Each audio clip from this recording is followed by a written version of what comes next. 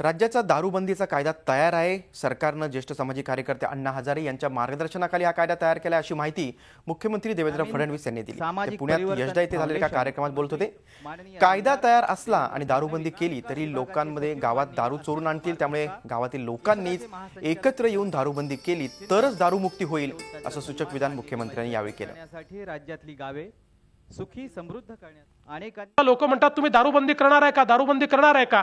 दारूबंदी करणं हा देखील एक उपाय आहे, पण त्यापेक्षा महत्त्वाचं काय आहे की लोकांना व्यसनापासून दूर नेणं। कारण ज्यावेळी आपण केवळ फोर्सफुल दारूबंदी करतो त्यावेळी कुठून तरी इलिसिट दारू आणून पिणारे देखील लोक आपल्याला पाहायला मिळतात, त्यातनं अवैध धंदे होताना देखील मिळतात। पण ज्यावेळी एक गाव पूर्णपणे त्या ठिकाणी निर्णय करतं की नाही, आमचं गाव व्यसनापासून दूर न्यायचं आहे, आमच्या गावात दारू नको आहे, आमच्या गावामध्ये कोणी दारू पिणार नाही, आणि असा निर्णय करून ज्यावेळेस गाव दारूपासून दूर होतं त्यावेळी खऱ्या अर्थानं खरी दारूबंदी होते।